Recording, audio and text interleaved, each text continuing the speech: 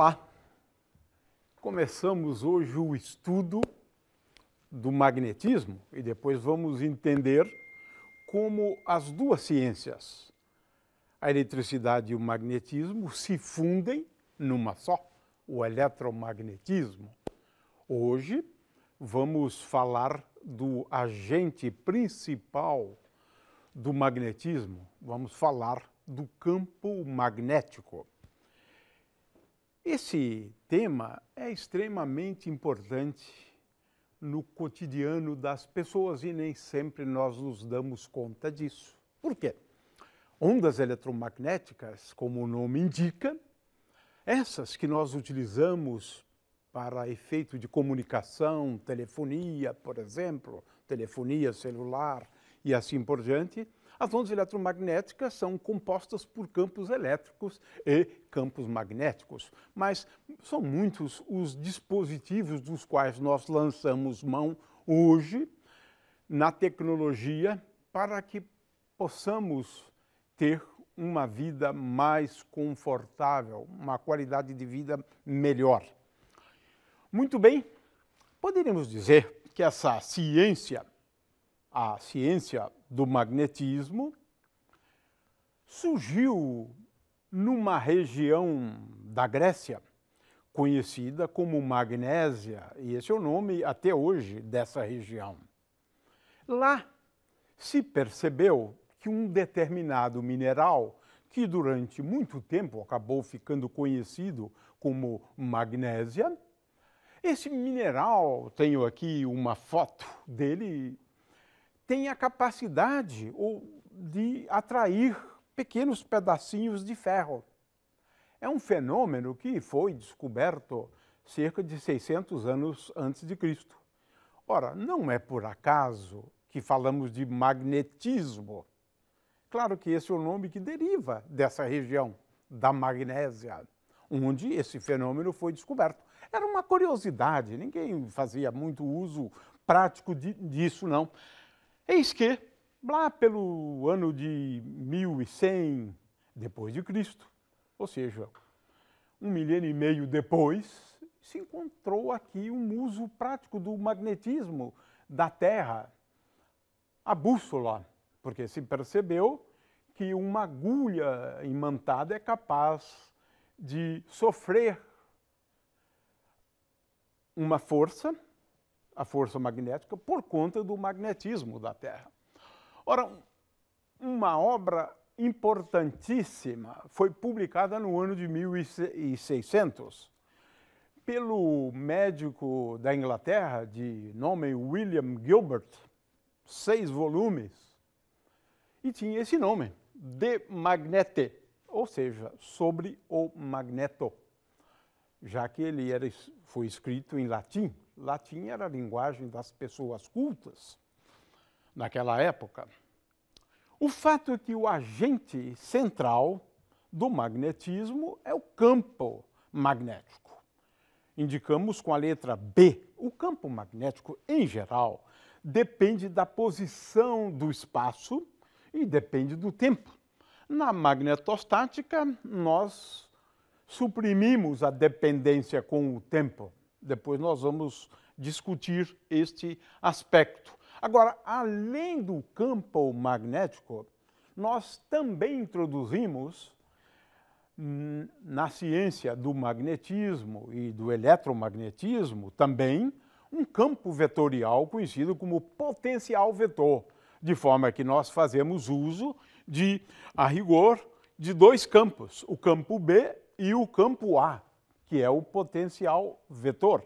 São 2 campos importantes no magnetismo.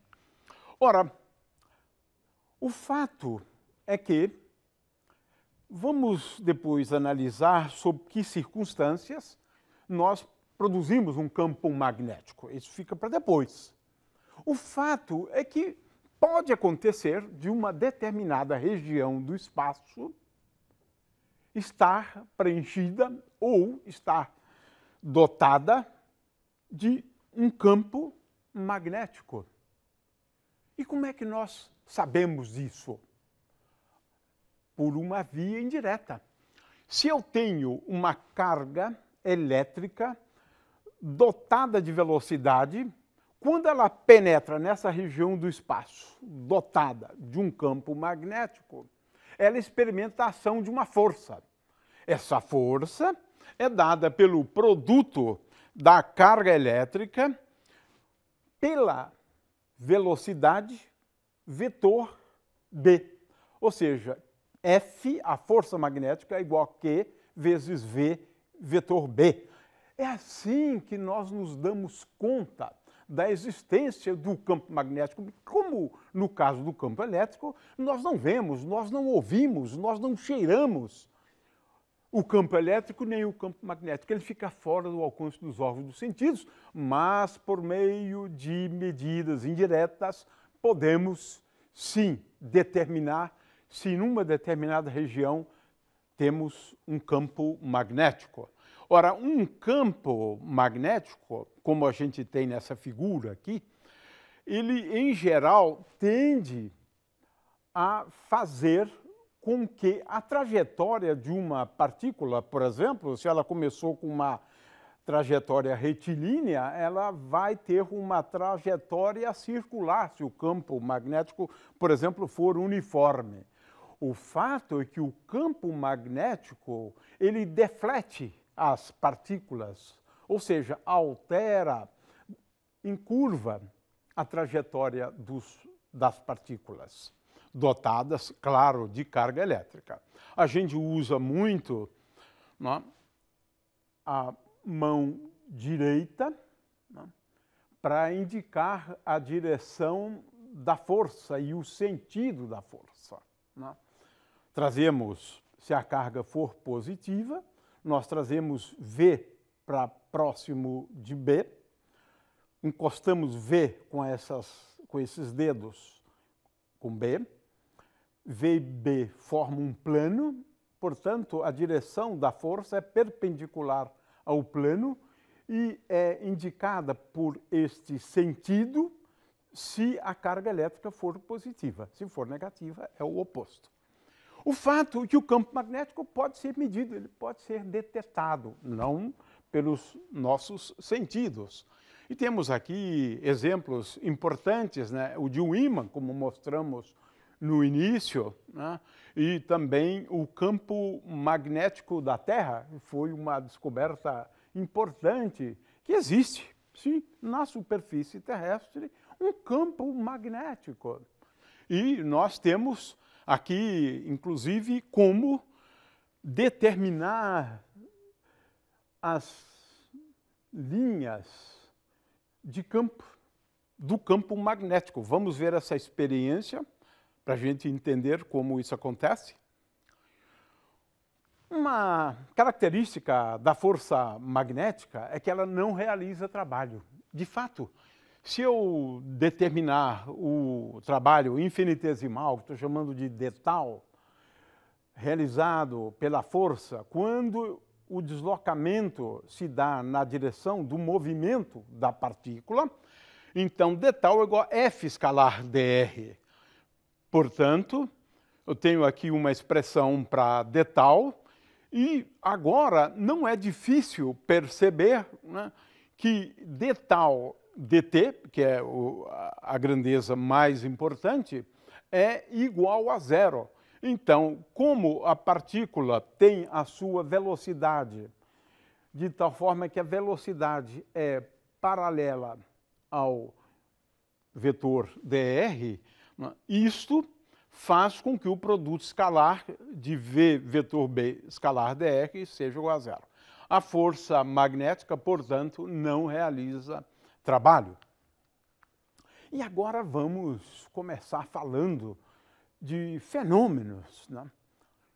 O primeiro fenômeno importante do magnetismo é que não existem monopolos magnéticos. Ou seja, não existe algo que produza, não existe um atributo dos constituintes da matéria que é responsável pela geração do campo magnético, como é o caso da carga elétrica em relação ao campo elétrico.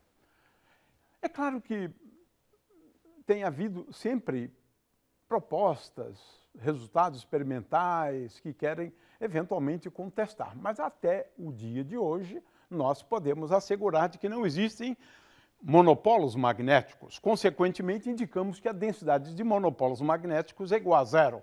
Agora, se não existem os monopolos magnéticos, então como é que o campo magnético é produzido? Temos três, né, formas de gerar campos magnéticos. Então, uma primeira forma, né, é por meio do movimento das cargas elétricas. Cargas elétricas em movimento produzem um campo magnético, mas também não só por conta do atributo carga elétrica, mas também por conta do atributo spin. No caso dos ímãs, é isto. Por conta, então, de dois atributos. A carga elétrica, quando a carga elétrica está em movimento, e de um atributo que é o spin. Então, os campos magnéticos são produzidos quando temos um movimento de cargas elétricas. E a outra forma é o que nós chamamos de indução. Um campo elétrico variando com o tempo gera um campo magnético. Temos, então, três formas distintas de produzir campos magnéticos. E é isso que nós vamos, então, estudar. Então, como é que os campos são gerados? Movimento de cargas elétricas. Quando eu tenho um campo elétrico variando com o tempo ou quando eu tenho a soma de spins. Quando existe um tipo de correlação entre os spins, de tal forma a que o momento magnético dos elétrons se somem. Essa é uma coisa mais difícil de entender. Mas eu tenho esses três mecanismos para gerar campos magnéticos, né? Ora, movimento de cargas elétricas, um átomo, temos aí elétrons girando em torno do núcleo. Temos, então, movimento. Consequentemente, um átomo pode gerar, sim, um campo magnético do tipo dipolo, como nós veremos depois. É claro que agora queremos ressaltar isto. É de fundamental importância. Por quê? Uma carga elétrica em movimento é capaz de gerar um campo magnético. Esse é um efeito relativístico. É muito interessante isto. Por quê? Pensem bem. Se eu estou num referencial e se naquele referencial eu tenho um campo elétrico, então, num referencial que está em movimento em relação a este, nesse referencial nós percebemos dois campos, não um só. Percebemos o campo elétrico e um novo campo, um campo magnético. É disso que estamos falando. Cargas em movimento, elas produzem um campo magnético por conta desse efeito relativístico. No referencial da partícula que se movimenta, só existe um campo elétrico. No entanto, no referencial no qual eu vejo a partícula em movimento, além do campo elétrico, eu percebo também um campo magnético. Veja, é um efeito relativístico. Depois da teoria de Einstein, nós conseguimos entender isto um pouco melhor, né? Então, se trata de um problema envolvendo referenciais. Eu tenho, por exemplo, um elétron, aqui está, em verde. No referencial do elétron, só existe um campo elétrico que ele produz. Só isso, só isso. Agora, e aí escrevemos o campo elétrico deste jeito. E nesse referencial do elétron, o campo elétrico é igual a zero. No referencial do elétron, só temos um campo elétrico. E agora, quando eu olho o elétron em movimento de um outro referencial, que eu coloquei agora em vermelho, e agora temos uma coisa curiosíssima, é o que nos afirma a teoria da relatividade de Einstein. é um efeito relativístico. Nesse referencial que eu vejo, no qual eu vejo o elétron em movimento, eu tenho, além do campo elétrico, tem sim, mas eu tenho também um campo magnético. Isto é muito interessante. B, veja, agora sim, entendemos por que uma partícula em movimento produz um campo magnético, um efeito relativístico. B, por outro lado, é igual a velocidade dividido por c ao quadrado, se c ao quadrado é a velocidade da luz ao quadrado, porque isso vem da teoria da relatividade, vetor E. O fato é que, para quem vê o elétron em movimento, vê um campo magnético, onde esse campo magnético é igual a V vetor E dividido por c ao quadrado. O que faz com que o campo magnético ele tem uma intensidade relativamente pequena, essencialmente um fator que é igual a 1 sobre c, né? Menor do que o campo elétrico. De forma que, e agora vamos falar de um outro efeito relativístico que é o oposto desse. Isso é fundamental. Ora, no referencial do elétron, se eu tenho um campo magnético externo a ele, ele vai enxergar um campo elétrico. E esse campo elétrico é V vetor B. Dois efeitos super importantes.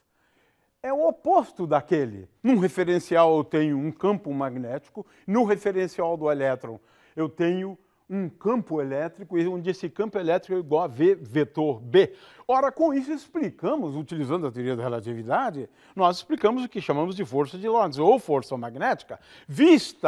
Esta força vista pelo elétron, e o que importa é o que o elétron está experimentando, o que nós temos ali é um campo elétrico do ponto de vista do elétron. Então, temos aqui dois efeitos que, na verdade, demonstram que campo elétrico e campo magnético são ou as duas faces da mesma moeda.